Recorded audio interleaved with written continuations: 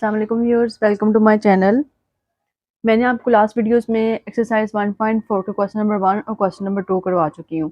उसमें हमने डिस्कस किया था जो हमारे पास फंक्शन कंटिन्यूस कब होगा और डिसकंटिन्यूस कब होगा। हम अब स्टार्ट करने जा रहे हैं इसका क्वेश्चन नंबर 3 और जो इम्पोर्टेंट लॉन्ग क्वेश्चन है। इसमें आपने क्या करना है कि discuss the continuity of the F of X at X is equal to C. C हमारे पास एक डिफाइंड फंक्शन होगा, जैसे यहाँ पे सी क्या दिया गया है 2। आपने discuss the continuity at X is equal to 2 and X is equal to -2। मतलब x जहाँ पे 2 होगा वहाँ पे और x जहाँ पे -2 होगा उधर आपने चेक करना है कि हमारे पास जो फंक्शन है वो कब कंटिन्यूस होगा और कब डिसकंटिन्यूस होगा। हम यहाँ पे बताएंगे कि क्या ये हमारे पास कंटिन्यूस है या डिसकंटिन्यूस है। ये हम जो क्वेश्चन सॉल्व कर लेंगे उसके बाद हमें पता चलेगा। अब हम स्टार्ट करने जा रहे हैं क्वेश्चन। आपके पास है, सबसे पहले हमने क्या करना होता है, कंटिन्यूस के लिए हमारे पास 3 कंडीशंस होती हैं कि हमारे पास जो फंक्शन है एफ ऑफ सी वो डिफाइंड होना चाहिए, एफ ऑफ एक्स जो है X approach to C limit पे एग्जिस्ट करना चाहिए, और थर्ड वन हमारे पास क्या थी कि हमारे पास जो एफ ऑफ सी और एफ ऑफ एक्स दोनों की लिमिट्स क्या, दोनों के आंसर्स क्या होने चाहिए, सेम होने चाहिए। तो हम स्टार्ट कर रहे हैं इसकी फर्स्ट कंडीशन से। उसमें हमारे पास है कि जो एफ ऑफ सी है, F of C is defined. अब डिफाइंड होना चाहिए, हम पहले किससे लेंगे, हम c इज इक्वल टू 2 से स्टार्ट करेंगे। देखिए हमारे पास जो x है यहाँ पे 2 भी दिया गया है और -2 भी दिया गया है, तो हमने इससे 2 पे भी चेक करना है और -2 पे भी चेक करना है। तो फर्स्ट ऑफ ऑल हम इसको 2 पे चेक कर रहे हैं, c डिफाइंड होना चाहिए। हम यहाँ पे लिख देते हैं limit x approaches to c और f of x function limit x approaches to c। c आपके पास क्या है 2। अब आपने यहाँ पे ये देखना है कि इस फंक्शन में x इज इक्वल टू 2 कहाँ पे है। अब देखिएगा 3 if x less than and equal to 2। यहाँ पे बताया जा रहा है कि यहाँ पे इक्वल भी है और जो 2 है वो छोटा भी है, मतलब 2 यहाँ पे नेगेटिव भी है और इक्वल भी है। तो हम कौन सा फंक्शन यहाँ पे लेंगे, 3। तो इस पे 3 फंक्शन आ रहा है। 3 हमारे पास लिमिट एज अ कॉन्स्टेंट है, यहाँ पे 3 कोई भी x साथ मल्टीप्लाई नहीं हो रहा जहाँ पे हम लिमिट पुट कर सकें, तो ये 3 क्या होगा, एज इट इज यहाँ पे आ जाएगा। मतलब आपके पास जो एफ ऑफ सी है एफ ऑफ एक्स पे 3 आ गया। अब हमने क्या करना है, एफ ऑफ सी को डायरेक्टली पुट कर देंगे। मतलब एफ ऑफ सी क्या होगा, F of 2 is equal to 2 पे फंक्शन कौन सा है, 2 पे फंक्शन 3 है, तो हम यहाँ पे 3 पुट करेंगे। अब देखिए आपके पास जो लिमिट अप्लाई करने से भी 3 आ गया और डायरेक्ट हमने एफ ऑफ 2 पुट किया तो वो भी हमारे पास किसके इक्वल है, 3 के इक्वल। मतलब फर्स्ट कंडीशन सेटिस्फाइड होगी कि F of C is defined. अब हमारे पास एफ ऑफ सी डिफाइंड हो गया। अब हम नेक्स्ट सेकंड कंडीशन हमने यहाँ पे क्या देखनी थी कि जो लिमिट है एक्स अप्रोचेस टू सी और F of x is exist, वो हमारे पास क्या करनी चाहिए, एग्जिस्ट करनी चाहिए। हम यहाँ पे देख लेते हैं फंक्शन के लिए हमने अप्लाई करना है कि यहाँ पे क्या होगा। इसके लिए हम जो जब एग्जिस्ट करता है तो लेफ्ट हैंड लिमिट और राइट हैंड लिमिट दोनों क्या हो, सेम होनी चाहिए। तो हम यहाँ पे पहले लिख लेते हैं लेफ्ट हैंड लिमिट, वो हमारे पास क्या होगी, limit X approaches to C, सी के ऊपर आएगा नेगेटिव और यहाँ पे फंक्शन आएगा एफ ऑफ एक्स। अब सी के ऊपर नेगेटिव, इसका मतलब है कि limit X approaches to C, सी आपके पास है 2 नेगेटिव। अब 2 नेगेटिव का मतलब है आपने फंक्शन चेक करना है जहाँ पे आपके पास फंक्शन नेगेटिव 2 जो है वो नेगेटिव होगा, -2 की बात नहीं हो रही। 2 नेगेटिव कहाँ पे होगा, मतलब इंटरवल में 2 नेगेटिव किस साइड पे होगा। अब आप यहाँ पे चेक कर सकते हो, यहाँ पे 2 पॉजिटिव है, देखिए 2 की तरफ बड़ा है, इसका मुंह खुला हुआ है तो 2 बड़ा है यहाँ पे। अब यहाँ पे चेक करें, 2 लेस देन भी है और इक्वल भी है, मतलब यहाँ पे 2 क्या है, नेगेटिव। तो फंक्शन कौन सा आएगा, 3 वाला फंक्शन हम यूज करेंगे। तो हम यहाँ पे फंक्शन लिख लेते हैं जो 3 आ रहा है, मतलब एफ ऑफ एक्स क्या आ रहा है, 3 आ रहा है, तो 3 क्या होगा, एज इट इज आ जाएगा। अब हमने क्या चेक करनी है, इसकी right hand limit. Right hand limit में क्या आएगा, हमने यहाँ पे लिखना है limit X approaches to C, positive आएगा और साथ में फंक्शन एफ ऑफ एक्स आ जाएगा। हमने यहाँ पे F of X limit X approaches to C और सी हमारे पास 2 है, 2 इज पॉजिटिव। अब हमने देखना है कि 2 पॉजिटिव इंटरवल के अंदर 2 कहाँ पे बड़ा फंक्शन दिया गया है। अब ये चेक करें, यहाँ पे x लेस देन 2 है, 2 छोटा है, यहाँ पे 2 पॉजिटिव है। अब इसकी तरफ देखिएगा, ये जो इंटरवल है, ये जो इनक्वालिटी है, ये क्या शो कर रही है कि 2 बड़ा है। यहाँ पे फंक्शन क्या यूज करना है हमने, एक्स स्क्वायर माइनस 1।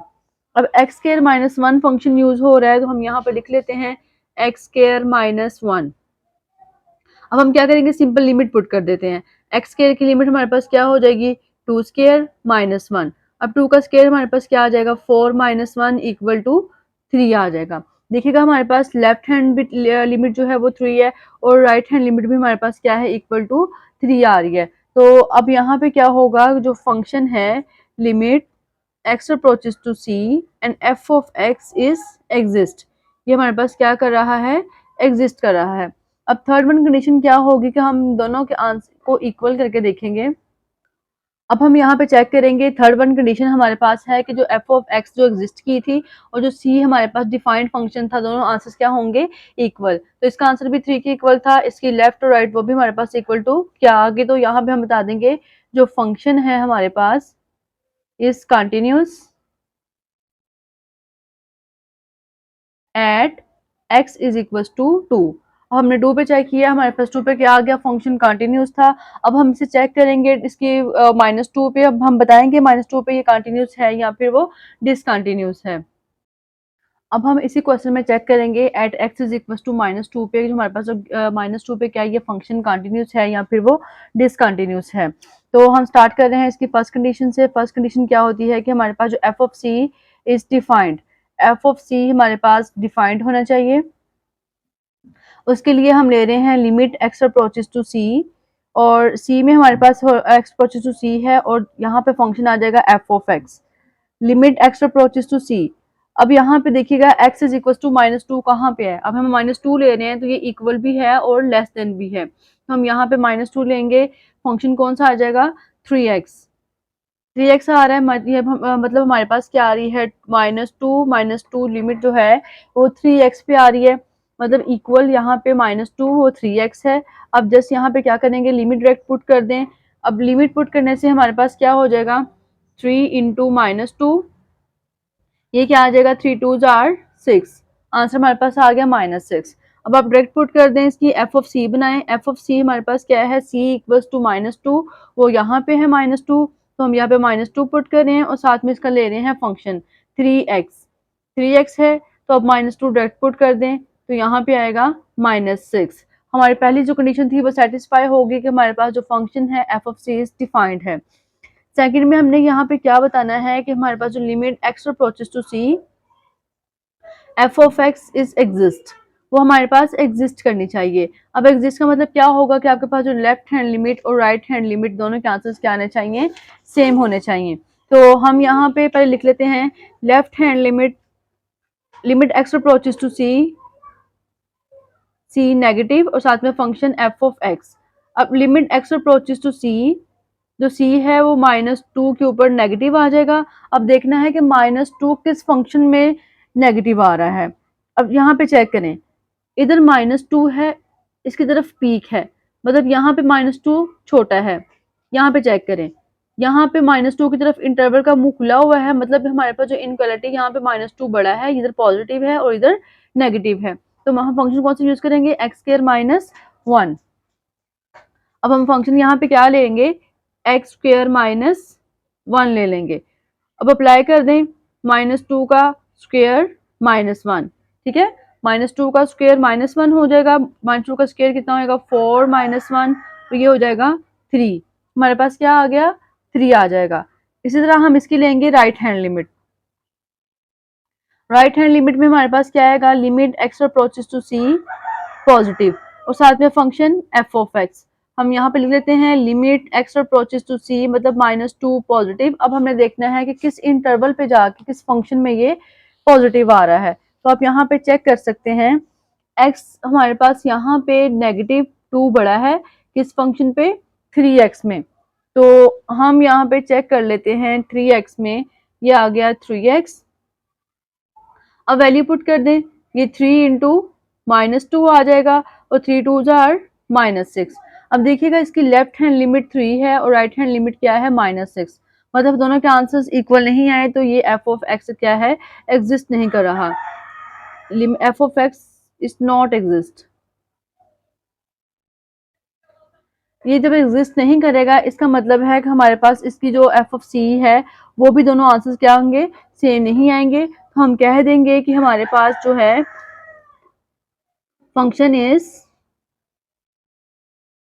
discontinuous।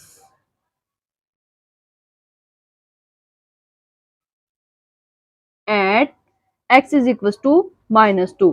जो हमारे पास जो गिवन फंक्शन था वो x इज इक्वल टू -2 पे क्या हो जाएगा, डिसकंटिन्यूअस। जब हमने 2 पे चेक किया तो वो कंटिन्यूअस था, क्योंकि उसकी थ्री कंडीशन थी वो सेटिस्फाई कर रही थी।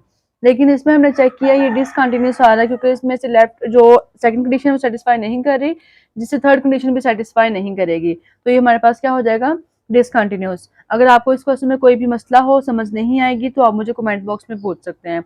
आप मेरे चैनल को लाइक और सब्सक्राइब करना मत भूलिएगा, ताकि आप मेरी नई वीडियोस आपको मिल सके। ओके जी, अल्लाह हाफिज़।